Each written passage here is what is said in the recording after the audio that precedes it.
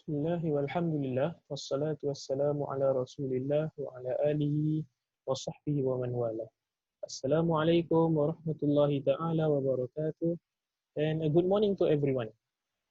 We welcome you to our morning session where we will recite a few Quran, and afterwards we will reflect upon a verse or two that we have read, inshallah, in the hopes that we can kickstart our day on a positive note, inshallah.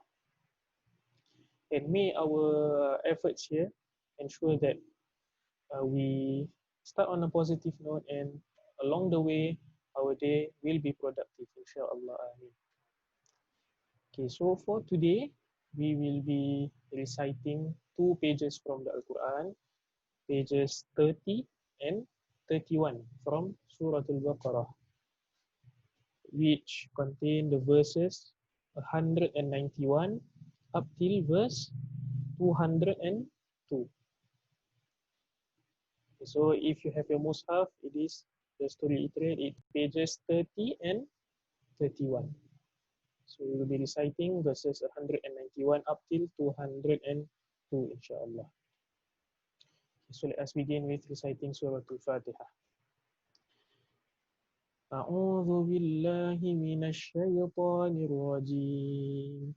Bismillahirrahmanirrahim. Alhamdulillahi rabbil alamin. Ar-Rahmanir Rahim. Maliki yawmiddin. Iyyaka na'budu wa iyyaka nasta'in.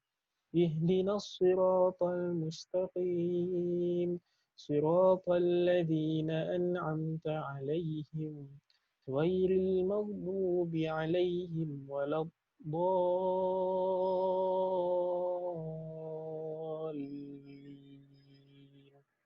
Amin. A'udzu billahi minasy syaithanir rajim. وَاقْتُلُوهُمْ حَيْثُ ثَقِفْتُمُوهُمْ وَأَخْرِجُوهُمْ مِنْ حَيْثُ أَخْرَجُوكُمْ وَالْفِتْنَةُ أَشَدُّ مِنَ الْقَتْلِ وَلَا تُقَاتِلُوهُمْ عِنْدَ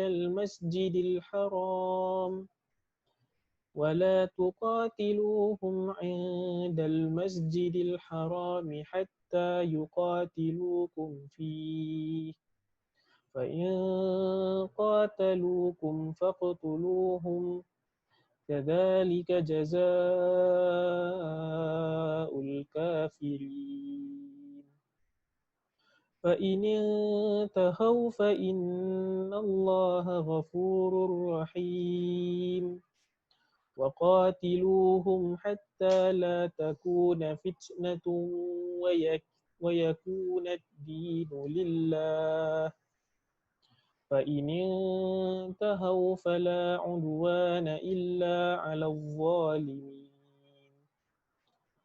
الشَّهْرُ الْحَرَامُ بِالشَّهْرِ الْحَرَامِ وَالْحُرُمَاتُ قِصَاصٌ فَمَنِ اعْتَدَى عَلَيْكُمْ فَاعْتَدُوا عَلَيْهِ بِمِثْلِ مَا اعْتَدَى عَلَيْكُمْ وَاتَّقُوا اللَّهَ وَاعْلَمُوا أَنَّ اللَّهَ مَعَ الْمُتَّقِينَ وَأَنْفِقُوا فِي سَبِيلِ اللَّهِ وَلَا تُلْقُوا بِأَيْدِيكُمْ إِلَى التَّهْلُكَةِ وأحسنوا إن الله يحب المحسنين وأتموا الحج والعمرة لله فإن أحسرتم فما استيسر من الهدي ولا تحلقوا رؤوسكم حتى يبلغ الهدي محله فمن كان منكم مريضا أو به أذى من رأسه ففدية من صيام أو صدقة أو نسك فإذا أمنتم فمن تمتع بالعمرة إلى الحج فما استيسر من الهدي فمن لم يجد فصيام 3 أيام في الحج و7 إذا رجعتم تلك 10 كاملة ذلك لمن لم يكن أهله حاضر المسجد الحرام واتقوا الله واعلموا أن الله شديد العقاب الحج أشهر معلومات فمن فرض فيهن الحج فلا رفث ولا فسوق ولا جدال في الحج وما تفعلوا من خير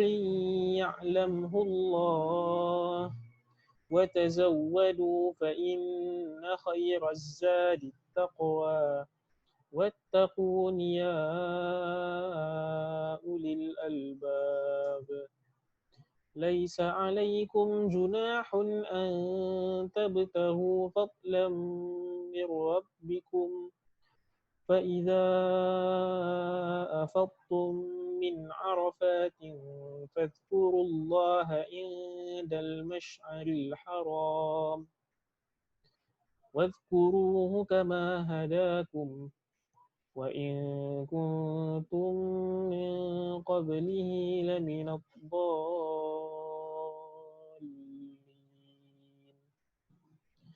ثم أفيضوا من حيث أفاض الناس واستغفروا الله إن الله غفور رحيم فإذا قضيتم مناسككم فاذكروا الله كذكركم آباءكم أو أشد ذكرا فمن الناس من يقول ربنا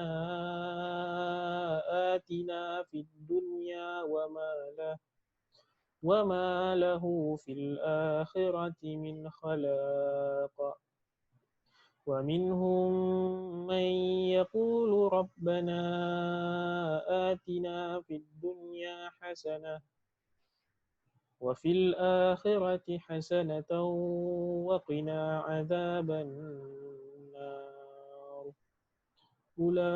أولئك لهم نصيب مما كسبوا والله سريع الحساب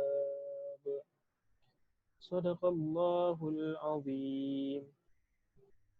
Alhamdulillah, we have just finished reciting verses 197 up till verse 210 from Surah Al-Baqarah.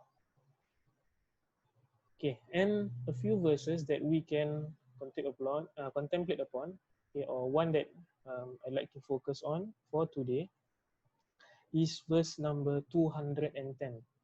Okay, the second last verse that we read, which is وَمِنْهُمْ مَنْ يَقُولُ رَبَّنَا آتِنَا فِي الدُّنْيَا حَسَنَةً وَفِي الْآخِرَةِ حَسَنَةً وَقِنَا عَذَابَ النَّارِ, which means, and some of the believers, when they pray to Allah subhanahu wa ta'ala, they say or they mention رَبَّنَا آتِنَا فِي الدُّنْيَا حَسَنَةً, oh Allah, give us good in this world, وَفِي الْآخِرَةِ حَسَنَةً, and give us good also in the hereafter. وَقِنَا عَذَابَ النَّارِ, and protect us from the torment of the fire or hellfire. Okay, so from this verse, we can notice that the things that the believer, okay, would ask from Allah Subhanahu wa Ta'ala, of all the many things, there are three things that are highlighted in this dua. Okay, number one, you ask Allah Subhanahu wa Ta'ala to give you good in this world. Okay, and then afterwards, you ask Allah Subhanahu wa Ta'ala to give you good in the hereafter. And then you also, the believers ask Allah Subhanahu wa Ta'ala or seek refuge from the hellfire.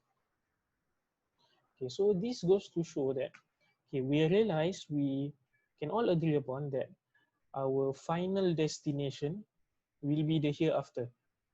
Okay, so our ultimate goal when we reach our final destination is we want good lah in the hereafter.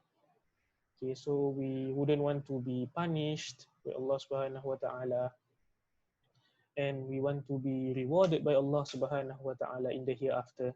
So in order for that to happen, okay, which is why the first thing the believers ask from Allah Subhanahu wa Ta'ala is for good in this world. Because here, this world, whatever we do is our investment. Okay, what we do will be brought forth, will be presented to Allah Subhanahu wa Ta'ala on the day of judgment. So our deeds, these are the stuff that Allah Subhanahu wa Ta'ala will ask us. What did we do on this earth to be regarded as one of those who can go to heaven, go to paradise? So which is why it is important to ask Allah Subhanahu wa Ta'ala first and foremost for good in this world. And not because we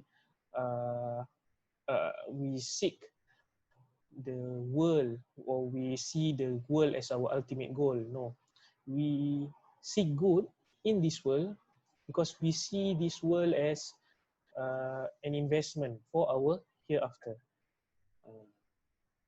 Okay, so that's number one, asking Allah Subhanahu wa Ta'ala for good in this world. So when we ask Allah Subhanahu wa Ta'ala for good in this world, then the believers, they ask Allah Subhanahu wa Ta'ala for good also in the hereafter.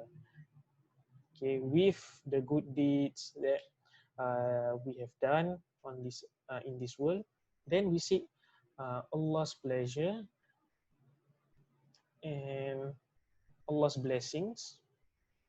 We want to attain Jannah. We want to attain paradise in the hereafter. That is what is meant by good in the hereafter. Okay, so that is understood. Then the third thing that the believers asked was for refuge from the hellfire. Okay, so then some people may ask, okay, isn't seeking refuge from the hellfire part of the second part, which is seeking good in the hereafter? So why is seeking refuge from the hellfire is mentioned explicitly by the believers in the last part of the dua? Okay, so we can give one brief analogy. For example, we go to the market, we ask the auntie for some fruits. For example, okay, you want a pear, you want an apple, you want a mango. We say to the auntie, and then at the end we say, auntie, especially the mango. What does it show? Meaning, you mention all the fruits, but at the end of the day, you specify or you highlight the fruit that you really want. Okay, so likewise for this verse. Okay, means to say, yes, seeking refuge from hellfire is part of attaining good in the hereafter. But why the believers they mentioned explicitly or blatantly to seek refuge from Allah Subhanahu wa Ta'ala from the hellfire is because they really want to refrain or be as far away as possible from the hellfire. So they emphasize on that matter.